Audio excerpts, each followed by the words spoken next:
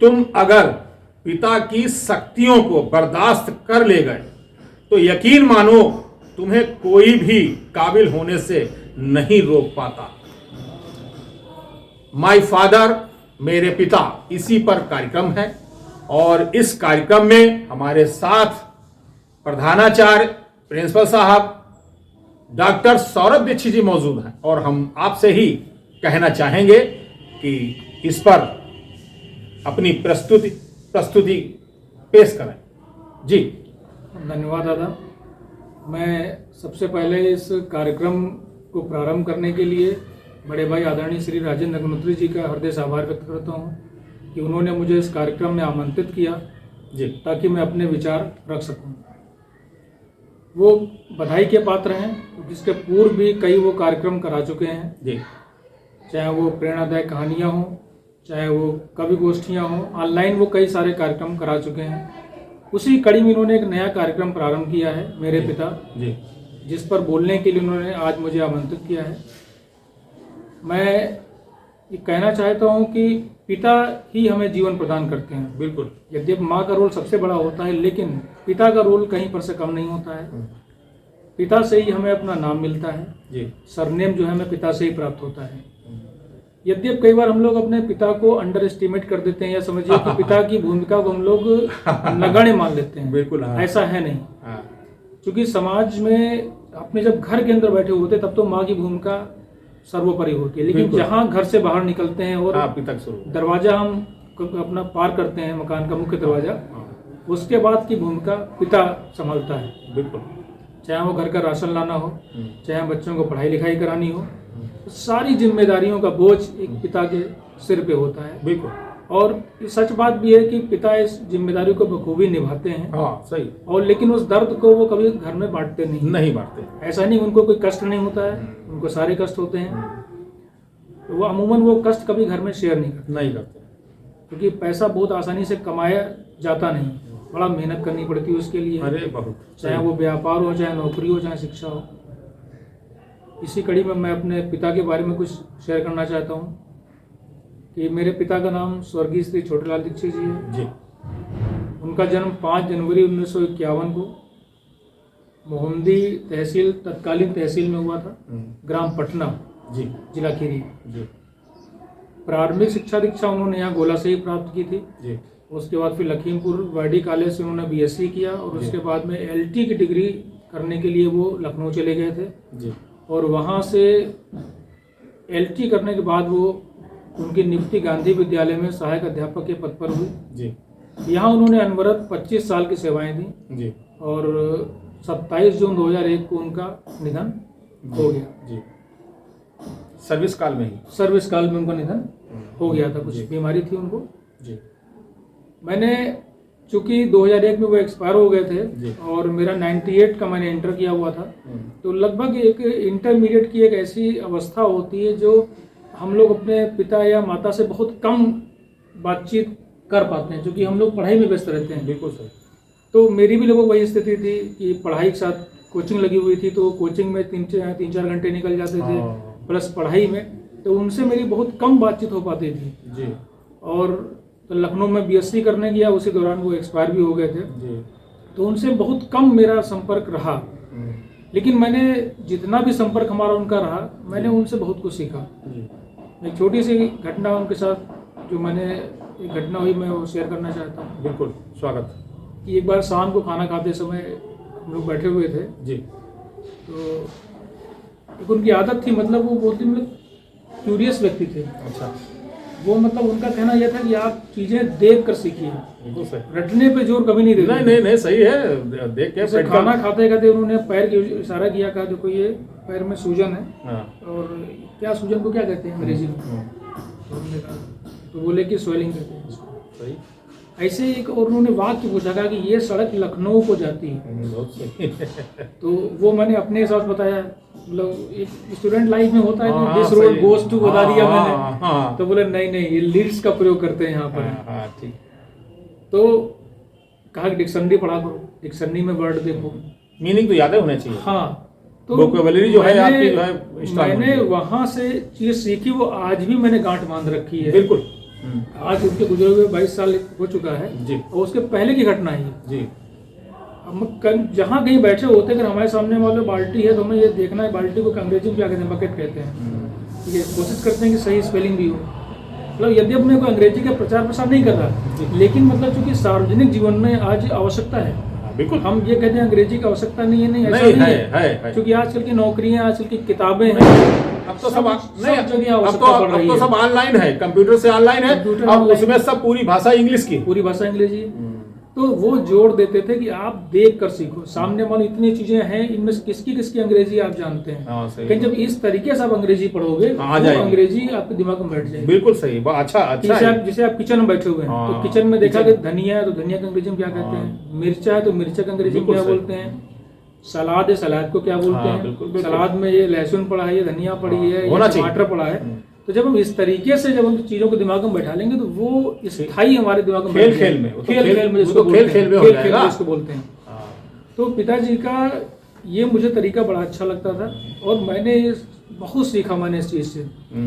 ऐसे मुझे याद है जब वो गणित पढ़ाते थे हमको बैठकर, तो गणित में ट्रिग्नोमेट्री में एक सूत्र था जी। LAL बटे KKA, त्रिकोणमिति में।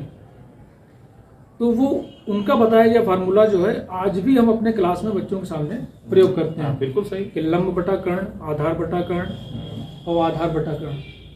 वो इतना सटीक फार्मूला है, इतना आसानी से बच्चों के दिमाग में बैठ जाता है, कोई रटने की जरूरत ही नहीं पड़ती। सही, बिल्कुल सही। ऐसे विज्ञान में आवर्त सारणी में उन्होंने फार्मूला बता दिया हमको बिल्कुल। कि हा ही लीवेब सीनोफनी कर्का सती विकार मनफी।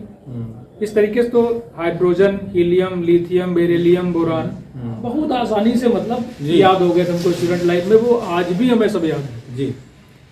तो उनका पढ़ाने का बड़ा खूबसूरत तरीका था।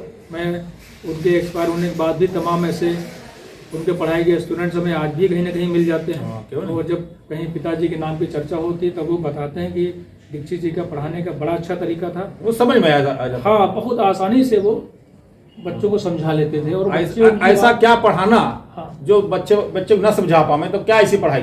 बिल्कुल, तो बहुत आसानी से बच्चे समझ भी लेते थे। नहीं, तो- ऐसा होना चाहिए, अध्यापक को ऐसे होना जी चाहिए। जी। तो पता चला हुआ 6 महीना आपके पास पढ़ रहे हैं और पता चला वो मालूम कुछ नहीं, तो फायदा क्या है? टीचर को ऐसे होना चाहिए। जी, आगे। उसके अतिरिक्त वो हंसमुख भी थे और हमें नहीं याद है कि कोई भी व्यक्ति, जितने लोग मुझे मिले अभी तक हैं, उसमें से कोई भी व्यक्ति ऐसा हो जिसने शिक्षा के नाराजगी- मामले में उनकी नाराजगी- कोई बुराई की हो या नाराजगी हाँ, व्यक्त की सही। हो। जो भी मुझे मिला, जो भी व्यक्ति उनको जानता है, जी। उसने हमेशा ये कहा कि दीक्षित जी बहुत ही हंसमुख व्यक्ति थे जी। और कभी बुराई कोई ऐसी नहीं थी, नाराजगी नहीं थी। अमूमन उनके पास ऐसे पढ़ने वाले तमाम ऐसे बच्चे थे जो निःशुल्क पढ़ते थे। जी। ऐसा वो नहीं उनसे लेते थे। वो कहते थे गुरुजी पैसा हमारे पास नहीं है, तो कहते नहीं आप पढ़ाई करो। हाँ, बिल्कुल। तो बहुत सारे ऐसे मिलने वाले लोग आज भी हमें मिल जाते हैं, हमारी हम उम्र हैं। वो हमें जानकारी नहीं थी, वो कहते थे हम पढ़ते थे उनके पास, जी। तो कहते थे कोई पैसा उन्होंने हमसे कभी नहीं लिया। हाँ, ठीक है। शिक्षा के साथ साथ जो है उनका राजनीति में भी बड़ा इंटरेस्ट रहा। अच्छा, हाँ। राजनीति पे रखते थे? हाँ, पिताजी का अच्छा। राजनीति में इंटरेस्ट रहा जी। और वो विश्व हिंदू परिषद के नगर मंत्री भी रहे यहाँ जी। कई वर्षों तक। और भाजपा के तत्कालीन बड़े नेता जैसे राजनाथ सिंह, कल्याण सिंह, हाँ। कलराज मिश्र, लालजी टंडन जैसे लोगों के साथ में उन्होंने बैठ के खाना भी खाया लखनऊ में। बहुत सही। और शायद ये बात हमें आज जानकारी हुई जी, कि और आपके गोला पिताजी नगर में राजनीतिक- तमाम लोग पुराने जितने जनसंघी हैं या जितने भी भाजपा से जुड़े लोग हैं पुराने, आज जी। नए की बात नहीं कर रहा, जो पुराने व्यक्ति हैं, अगर उनसे बिल्कुल पूछा जाए वो निसंकोच बताएंगे कि हैदराबाद विधानसभा का पहला टिकट हमारे पिताजी को दिया जा रहा था भाजपा का। Very good. पिताजी ने जब असमर्थता जाहिर की तब वो टिकट रामकुमार वर्मा जी को अच्छा, प्राप्त हुआ था। जी, बहुत सही। पिताजी उस कैडर में पहुंच चुके थे नगर में उस समय। नहीं, थोड़ा अगर और आगे बढ़ सकते थे बिल्कुल आगे। बिल्कुल, हाँ, उस कैडर में पहुंच चुके थे। जी। खैर उसके बाद में फिर वो 84 से 89 तक अपने गांव के प्रधान भी हमारे पिताजी रहे। अरे वाह, हाँ, ग्राम पटना जो था वो शिवराजपुर, इसके वो 5 वर्ष प्रधान भी रहे। बहुत सही। अब देखिए आप, उन्होंने राजनीति में भी एक ईमानदारी की मिसाल पेश की जो आज की डेट में संभव नहीं है। नहीं, आज तो आपाधापी मची पड़ी। जब दूसरी बार प्रधानी में उनको खड़ा होना था जी। तो उन्होंने मन बनाया और कहा भाई इस बार हम प्रधान बनना चाहते हैं या प्रधानी के इलेक्शन में आना चाहते हैं। तो हमारे भतीजे हैं, मतलब हमारे पिताजी के भतीजे, मतलब हमारे तो भाई हुए। तो उन्होंने कहा चाचा इस बार हम लड़ना चाहते हैं इलेक्शन। पिताजी ने बिना कोई देरी किए बोले ठीक भैया, रामसागर, भाई का नाम रामसागर हमारे ताऊ के लड़के हैं, कहा, ठीक है आप आइए। और उन्होंने स्वेच्छा से मतलब विड्रा कर लिया। अच्छा, क्या इस जमाने में संभव है ये? नहीं। एक ही घर में 4 सदस्य हैं, तो 4 सदस्य अलग अलग पार्टी का झंडा उठाए घूमते हर हैं। घर में जो है जितने लोग होंगे हाँ, वो अलग अलग पार्टी ज्वाइन किए मिलेंगे मतलब आपको। शिक्षा के क्षेत्र में शुचिता तो उन्होंने बनाए रखी, और राजनीति में भी जब वो गए तो उन्होंने बिल्कुल 1 सेकंड की देरी किए बिना भतीजे को उन्होंने कहा ठीक है रामसागर भैया कैपेसिटी आप जजमेंट हाँ, बिल्कुल जजमेंट का जो है क्षमता उनकी बड़ी अच्छी बिल्कुल जी। तो मैंने बहुत कुछ उनसे सीखा, ये सब नहीं, बातें होना चाहिए। बहुत कुछ सीखा। और जब वो एक्सपायर हुए, और राजनीति में से क्या नाम देखिए, हरदोई के सांसद सुरेंद्र पाल पाठक जी मेरे पिताजी के बहुत ही गहरे मित्र थे। अच्छा। यहाँ गोला के भाजपा नेता दिनेश चंद्र वासणे जी थे, पिताजी के बहुत अच्छे मित्रों में से थे। पुराने जितने भी लोग नगर में भाजपा के लोग हैं, पिताजी को लगभग हर व्यक्ति जानता है। और नहीं भाजपा की भी अगर बात ना करें तो लगभग गोला नगर का जितना पुराना संभ्रांत व्यक्ति है, पिताजी को हर व्यक्ति लगभग जानता है। और उनके एक्सपायर होने के बाद में 2004 में मेरी पोस्टिंग उसी विद्यालय में हो गई, सहायक अध्यापक के पद पर, जहाँ जी हाँ जी। और आज उन्हीं के आशीर्वाद से आज 1 अप्रैल को मैंने प्रधानाचार्य का पद भी ग्रहण कर लिया। बहुत सही। और मैंने 2018 में पिताजी की स्मृति में एक संस्था छोटेलाल दीक्षित स्मृति फाउंडेशन का गठन भी किया था जी। वो संस्था आज भी कार्यरत है, और उनके माध्यम से मैंने समाज में लगातार कार्यक्रम कराने का प्रयास किया जी, ताकि मैं उनको एक श्रद्धांजलि अर्पित कर सकूं। बिल्कुल बिल्कुल भाई बिल्कुल उनका दिया हुआ शरीर है, उनका दिया हुआ नहीं है, सब दिया हुआ उन्हीं का सरनेम है, तो उनको एक श्रद्धांजलि के रूप में मैंने बिल्कुल आज भी जो भी मुझसे हो पाता है वो मैं सारे कार्य उनके लिए करता हूँ। बिल्कुल होना चाहिए, चाहे वो एक हिंदू धर्म की परंपरा श्राद्ध की हो, हाँ वो श्राद्ध वाले कार्य जो भी जैसे हो पाते हैं वो भी मैं करता हूँ जी। और सामाजिक कार्यों के माध्यम से, चाहे वो बच्चों के प्रति कंप्यूटर शिक्षा हो, हाँ, चाहे अभी कोविड के समय बहुत सारे कार्य मैंने कराए बिल्कुल संस्था के माध्यम से जी।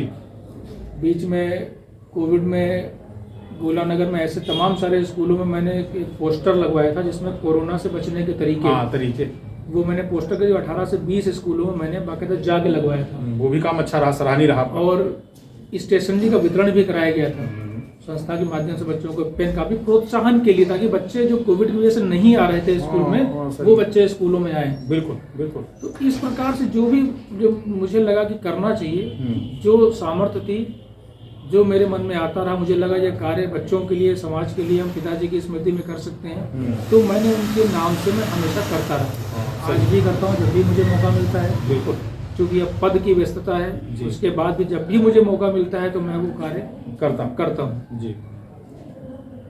और कुछ कहेंगे? हो गया? नहीं, बाकी जो कुछ बहुत बहुत धन्यवाद। और इसी में हम अपने भी पिताजी की कुछ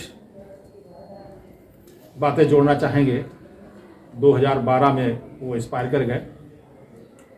वो भी अध्यापक थे, और जैसा अभी आपने कहा कि पैसा अगर ना हो तो भी आप पढ़ने आए, तो वो कोचिंग चलाते थे, वो पैसा नहीं लेते थे किसी से, और अपना प्रचार करते थे कि जिसको पढ़ना है वो आ जाए। इंग्लिश अच्छी पढ़ाते थे, और बच्चे आते थे, हमारे कुछ मित्र भी आते थे उसमें। हमको बस इतना अफसोस जरूर रहा कि हम उनके साथ मतलब बैठ के मतलब पढ़े नहीं।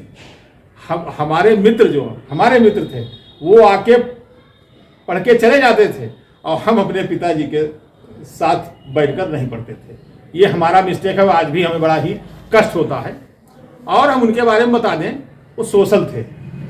कोई काम हो, चाहे जहाँ का काम हो, अपनी सवारी, अपना पैसा, उसका पूरा काम कराते थे अपनी क्षमता अनुसार।